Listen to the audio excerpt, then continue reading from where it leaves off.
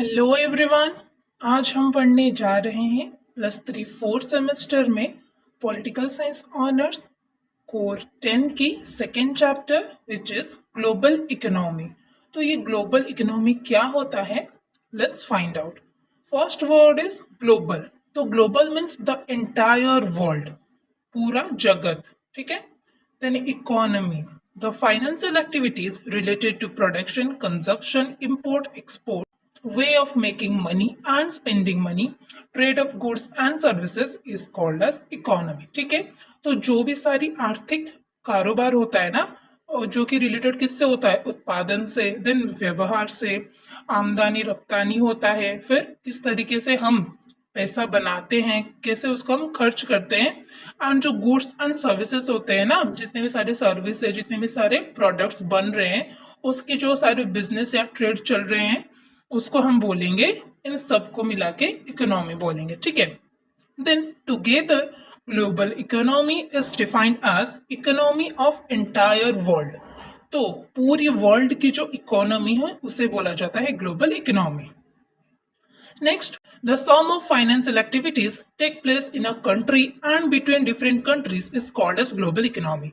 Means एक देश में ना, एक जो राष्ट्र होता है उसके अंदर जो सारी फाइनेंशियल एक्टिविटी होती है, और वो देश दूसरे देशों के साथ कौन से सब बिजनेस करता है, क्या क्या फाइनेंशियल एक्टिविटी करता है, सबको बोला जाता है मिलाकर global economy. For example, Bharat के अपने खुद के इकोनॉमी एक्टिविटी है ना, फाइनेंशियल एक्टिविटी चल रहे हैं अंदर, और उसके साथ साथ भारत अन्य देशों के साथ, फॉर एग्जांपल अमेरिका के साथ, फ्रांस के साथ, रशिया के साथ, ऐसे बहुत सारे देशों के साथ ना फाइनेंशियल एक्टिविटी करता है, तो उसको बोला जाएगा ग्लोबल इकोनॉमी, ठीक है।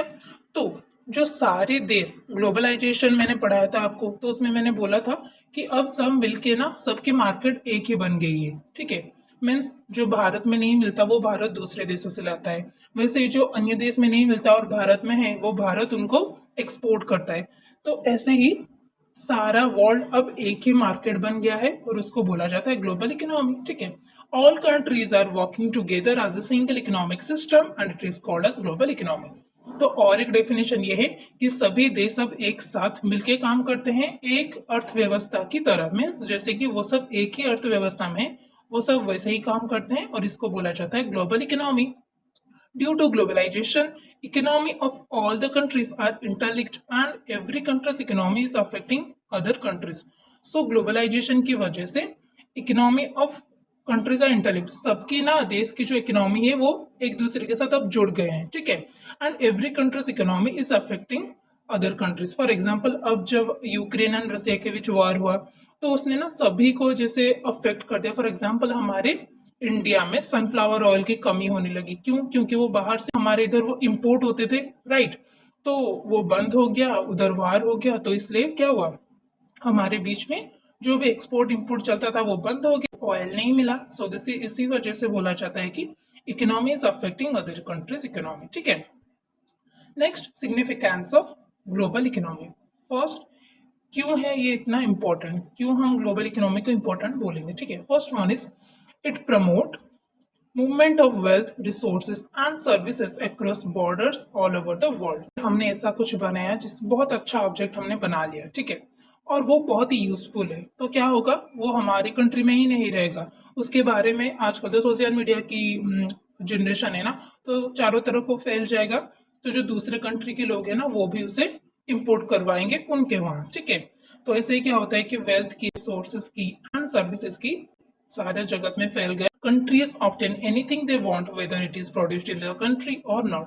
तो जो भी एक देश को चाहिए होता है ना वो मिल जाता है, क्यों? क्योंकि ग्लोबलाइजेशन की वजह से, क्योंकि ग्लोबल इकोनॉमी है इसीलिए। तो अगर हमारे देश में कुछ नहीं है और हमें वो चाहिए तो हम चाहे तो वो दूसरे कंट्री से खरीद सकते हैं, due to global economy. It helps in increase of employment. तो जो एम्प्लॉयमेंट है वो बढ़ाती है, हमको जॉब प्रोवाइड करती है। कौन करती है? ग्लोबल इकोनॉमी करती है। Reduction in prices of goods and services. See, अभी कंपनीज बहुत बढ़ गए हैं ग्लोबल इकोनॉमी की वजह से, तो उनके बीच में कंपटीशन हो रहा है, तो जो भी अच्छे प्राइस में अच्छा प्रोडक्ट देगा उसका अच्छा बिकेगा। दैट्स वाई अभी reduction of prices seen everywhere. Development of poor countries, जो भी पोर कंट्रीज थे वो अब डेवलप कर रहे हैं, क्योंकि उनके पास जो भी था वो अभी दूसरों को बेच रहे, एंड उससे उनकी इकोनॉमी स्ट्रांग हो रही है। Integration of economy of all the countries, सभी कंट्रीज की जो इकोनॉमी है ना वो अब इंटरलिंक हो गई है, ठीक है, जुड़ गई है। Standard of living is being better, और लोगों की जो जीने का जो क्या होता है लेवल होता है ना वो भी डेवलप हो गया है। कैसे हो गया है? जैसे कि हम पहले हमारे पास मोबाइल नहीं था, कोई भी ऑब्जेक्ट नहीं था, लेकिन अब कितने सारे गैजेट्स आ गए हैं ड्यू टू ग्लोबल इकोनॉमी और ग्लोबलाइजेशन, ठीक है। Features, it is the outcome of globalization, तो ग्लोबलाइजेशन की एक आउटकम है global economy. It promote global investment, आजकल क्या हो रहा है कि एक देश की कंपनी जाके दूसरे कंट्री में अपनी कंपनी खोलते हैं, उसकी एक ब्रांच खोलते हैं और उधर उनका ट्रेड चलता है। तो उससे क्या होता है कि उनकी भी इकोनॉमी स्ट्रांग होती है और हमारी भी इकोनॉमी स्ट्रांग होती है, जॉब भी मिलती है। उन्होंने इन्वेस्ट किया तो उनकी भी प्रॉफिट हुई और हमारी भी।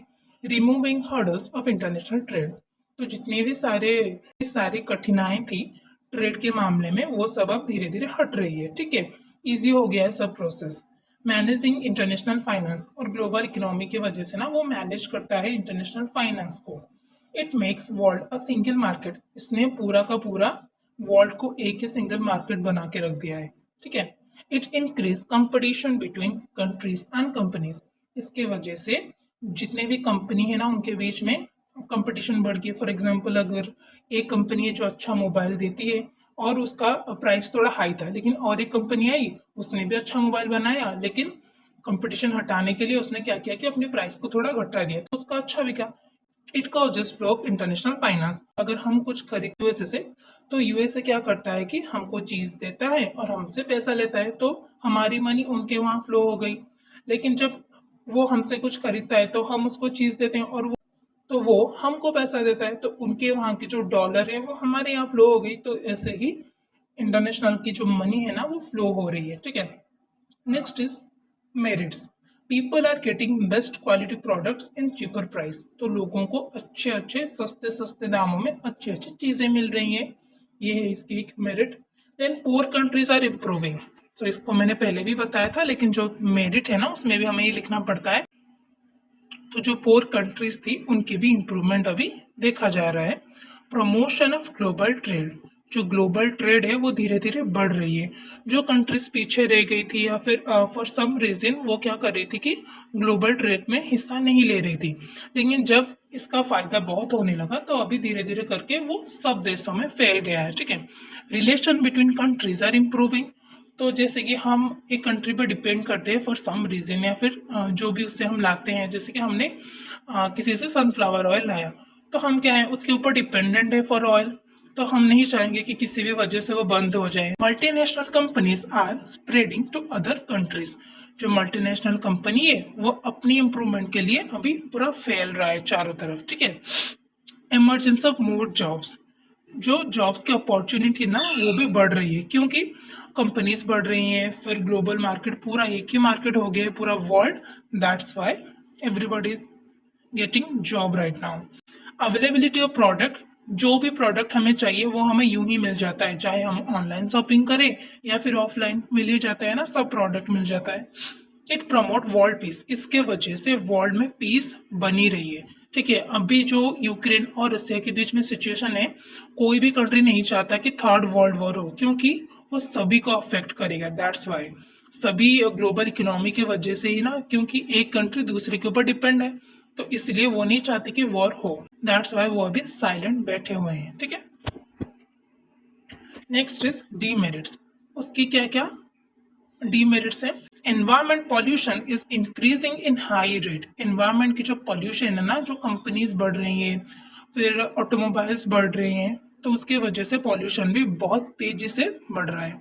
Interference of other countries in internal matter, क्योंकि हमने डिपेंड हो रहे हैं ना दूसरी कंट्री पे, फॉर सम रीजन एक कंट्री अगर दूसरी कंट्री से कुछ ज़्यादा ही मिल जाता है तो वो कंट्री क्या करता है कि उसके इंटरनल मैटर पे इंटरफेयर करता है, which is not good, right.